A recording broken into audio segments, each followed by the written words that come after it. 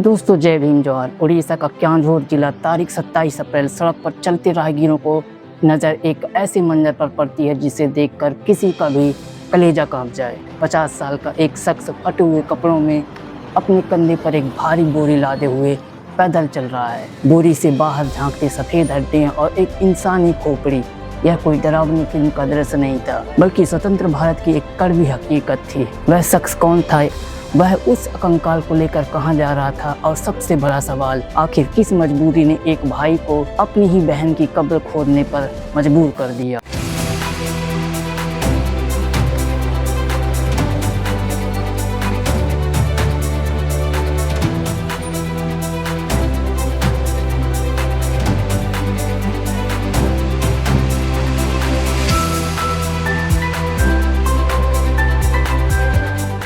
दोस्तों 20,000 रुपए की कीमत और कागजी दीवार की यह कहानी जीतू मुंडा की है। जीतू एक दिहाड़ी मजदूर है जो दिन भर पसीना बहाकर 2 वक्त की रोटी का इंतजाम करता है। जनवरी के महीने में उसकी बहन कालरा मुंडा की मृत्यु हो गई। आदिवासी रीति रिवाजों के अनुसार उसने अपनी बहन को सुपुर्दे खाक मतलब दफना कर किया। गरीबी जब दरवाजे पर दस्तक देती है तो इंसान अपनी पुरानी जमा पूंजी की ओर देखता है। जीतू को पता चला कि उसकी बहन के उड़ीसा बैंक के खाते में 20,000 रुपए जमा हैं। एक आदिवासी परिवार के लिए यह रकम किसी खजाने से कम नहीं थी। लेकिन जब वह बैंक पहुंचा तो उसे नहीं पता था कि उसे नोटों के बदले सिस्टम के कांटों का सामना करना पड़ेगा। बैंक के अधिकारियों ने साफ कह दिया, खाता धारक को कराओ। जीतू ने गिड़गिड़ाते हुए कहा कि वह मर चुकी है। जब जवाब मिला तो कागज लाओ। आजादी के 78 साल बाद भी क्या हमने अपने सिस्टम को इतना जटिल बना दिया कि एक अनपढ़ नागरिक के लिए अपनी ही संपत्ति तक पहुंचना नामुमकिन हो गया है। यह सवाल केवल जीतू मुंडा का नहीं, उन 11 करोड़ आदिवासियों का है जो भारत की कुल जनसंख्या का लगभग 8.5% है। आज भी दूर दराज के आदिवासी इलाकों में स्कूल केवल कागजों पर है या वहाँ शिक्षकों की कमी। जीतू मुंडा साक्षर नहीं थे, इसलिए उन्हें नॉमिनी और डेथ सर्टिफिकेट जैसे भारी भरकम शब्द समझ नहीं आए। क्या वह शिक्षा तंत्र की विफलता नहीं है? अगर गांव में बेहतर स्वास्थ्य सुविधाएं होती तो शायद कालरा मुंडा की जान बच जाती।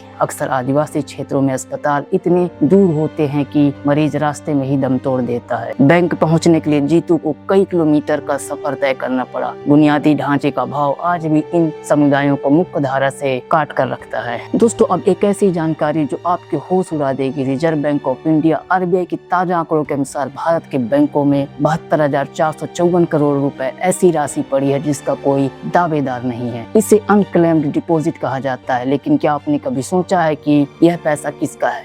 इसमें से एक बड़ा हिस्सा उन लोगों का है जिनके पास जीतू मुंडा की तरह कागज नहीं थे, जो बैंक की चौखट तक तो पहुंचते हैं लेकिन प्रक्रिया के मकर जाल में फंसकर वापस लौट गए। यह पैसा सिस्टम के पास सुरक्षित है लेकिन उस गरीब के पास नहीं जिसे आज इसकी सबसे ज्यादा जरूरत है। दोस्तों हताशा की पराकाष्ठा देखिए। जब बैंक ने बार बार सबूत मांगा तो जीतू मुंडा ने कानून और कागजों के आगे हार मान ली। उसने सोचा कि अगर कागज उसकी बात साबित नहीं कर पा रहे हैं तो उसकी बहन का अस्तित्व तो साबित करेगा। उसने कुदाल उठाई, अपनी बहन की कब्र खोदी और उसके अवशेषों को बोरी में भरकर बैंक पहुंच गया। यह दृश्य चिल्ला चिल्ला कर कह रहा था, ये रहा सबूत, क्या आप मेरा पैसा देंगे? बैंक में अफरा तफरी मच गई, पुलिस बुलाई गई, प्रशासन जागा। अब अधिकारी कह रहे हैं कि वे जीतू की मदद करेंगे, लेकिन सवाल यह है कि इस मदद के लिए एक इंसान को अपनी गरिमा और अपनी बहन की आत्मा की शांति को भंग क्यों करना पड़ा? जीतू मुंडा का मामला केवल एक बैंक विवाद नहीं है, यह सामाजिक न्याय की विफलता का स्मारक है। हम चांद पर पहुंच रहे हैं, हम दुनिया की तीसरी सबसे बड़ी अर्थव्यवस्था बनने का दावा कर रहे हैं, लेकिन अगर हमारे देश का एक नागरिक अपनी हक की राशि के लिए कंकाल ढोने पर मजबूर है तो हमें रुक कर सोचना होगा। क्या सामाजिक न्याय केवल किताबों तक सीमित रहेगा? क्या प्रशासन का काम केवल नियम थोपना है या उन लोगों की मदद करना है जो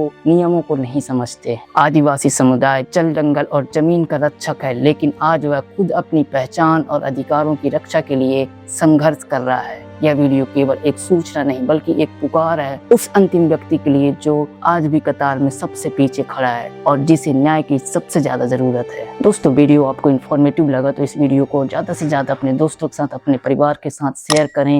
हमारे चैनल मनी से फेयर को जरूर सब्सक्राइब करें और कमेंट बॉक्स के जरिए अपने विचार जरूर प्रकट करें। आपसे फिर मुलाकात होगी ऐसे किसी अन्य वीडियो के साथ। आपका बहुत बहुत धन्यवाद।